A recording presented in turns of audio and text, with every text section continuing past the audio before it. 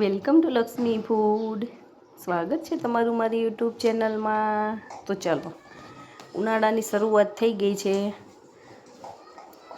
અને ઉનાળામાં એન્જોય કરવા માટે અને મજા પડે એના માટે આપણે આજે લસ્સી બનાવવાના છીએ. તો આજે હું બનાવવાની છું dry fruit lassi with ice cream. તો ચાલો, એના માટે શું કરવાનું છે એ બતાવી દઉં છું.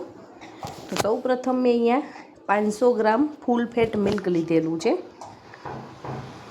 આમાં મલાઈ કેવું કશું ઉતારવાનું નથી, ડાયરેક્ટ જ આપણે દૂધને લઈ લેવાનું છે. દૂધ ઘડી અને એક તપેલીમાં લઈ લીધેલું છે.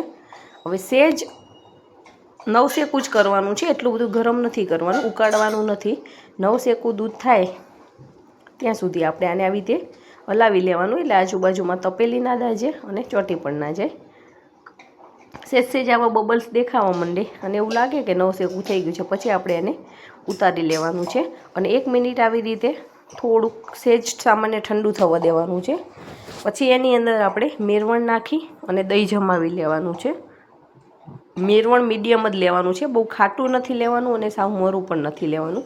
1 ચમચી ભરીને મેં આની અંદર દહીં નાખેલું છે અને આવી રીતે સરસ મિક્સ કરી અને ઢાંકણ ઢાંકી અને આ 9 થી 10 કલાક આપણે રહેવા દેવાનું છે, એટલે આપણી દહીં સરસ મજાની બનીને તૈયાર થઈ જશે.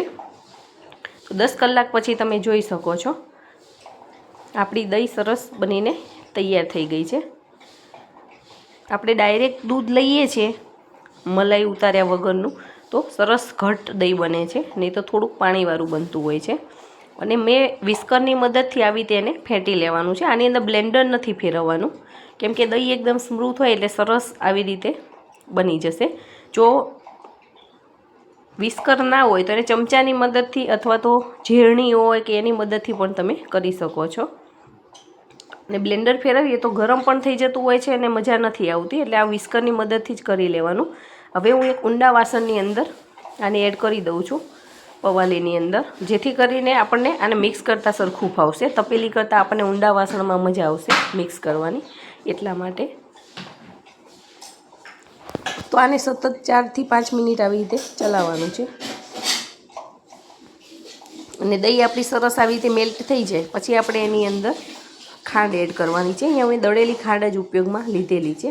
500 ml સામે મેં અહીંયા 4 ચમચી દળેલી ખાંડનો ઉપયોગ કરેલો છે. જો તમને વધારે સ્વીટ ભાવતું હોય તો તમે હજી 1-8 ચમચી વધારે એડ કરવી હોય તો કરી શકો છો.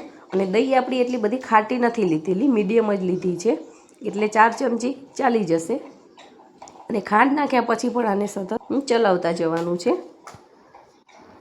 અને એક સાઈડેથી આવી રીતે ફેંટવાનું છે, એટલે આપણી દહીં એકદમ સ્મૂથ અને એકદમ સ્પોન્જી બની જશે. મને એવું લાગ્યું કે હજી થોડી ખાંડની જરૂર છે, તો અહીંયા મેં 2 ચમચી ખાંડ ઉમેરેલી છે.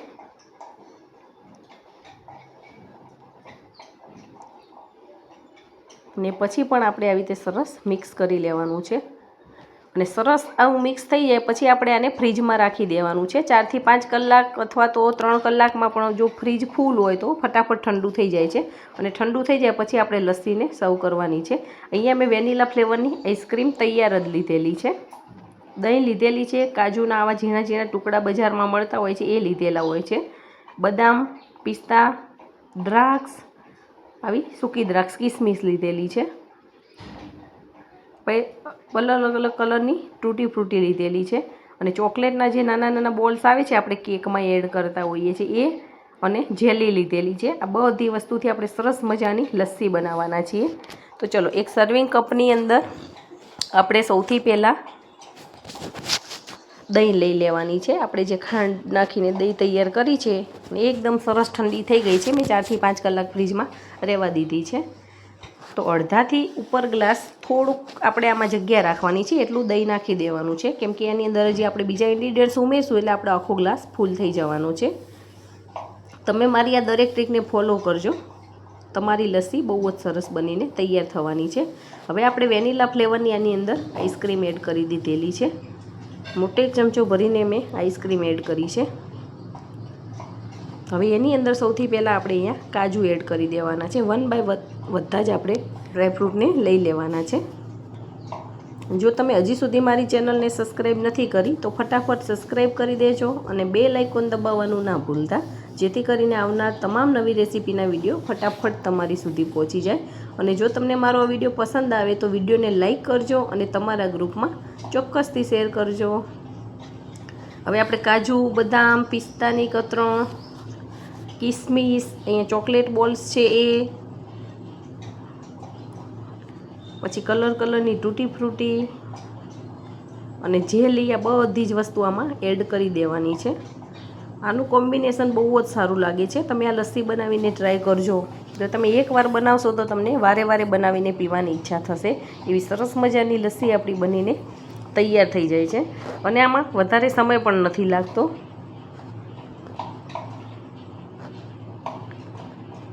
ઉપરથી આપણે ડ્રાયફ્રૂટની કતરણ કરી અને ગાર્નિશ કરવાની છે. તો તમે જોઈ શકો છો, જોતાં જ પીવાની મન થાય એવી સરસ મજાની લસ્સી બનીને તૈયાર થઈ ગઈ છે.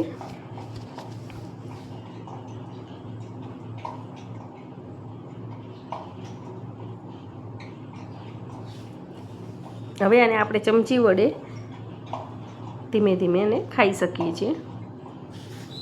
જો એક ગ્લાસ તમે આટલી લસ્સી પીશો તો આખો દિવસ એનર્જી રહે છે. એવી સરસ મજાની લસ્સી બને છે. તો છે ને એકદમ સરસ ડ્રાયફ્રૂટથી ભરપૂર આપણી ડ્રાયફ્રૂટ વિથ આઈસ્ક્રીમ લસ્સી બનીને તૈયાર થઈ ગઈ છે. તો આ ઉનાળાની સિઝનમાં તમે પણ બનાવજો. બાળકોને પીવાની બહુ જ મજા આવે છે. નાના મોટા બધાને પસંદ આવે છે.